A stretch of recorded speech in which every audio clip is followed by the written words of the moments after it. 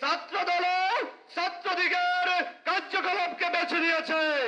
আমরা ছাত্রদলের ভাইদেরকে বলে দিতে চাই, প্রিয় ভাইয়েরা, এখনো সময় আছে, আপনারা ফিরে আসেন, ছাত্রদের কল্যাণের জন্য কাজ করুন, দেশের জন্য কাজ করুন।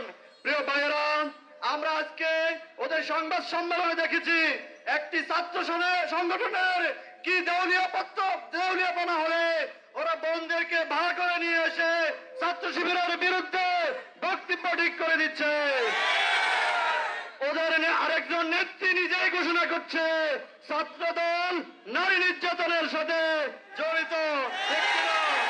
আমরা দেখতে পাচ্ছি একটি ছাত্র সংগঠনের প্রধান হয়ে তিনি তার সেক্রেটারিকে বলছে শিবিরের উপর দায় চাপিয়ে দাও। এর চেয়ে নিকৃষ্ট ঘৃণিত কাজ আর কি আছে? আমরা আমাদের বোনদেরকে বলতে চাই, প্রিয় বোনেরা, ছাত্রলীগ আপনাদেরকে সম্মান দিতে পারে নাই, ছাত্র দলও পারবে না। আপনাদেরকে শুধু সম্মান দিবে ইসলামী ছাত্র শিবির।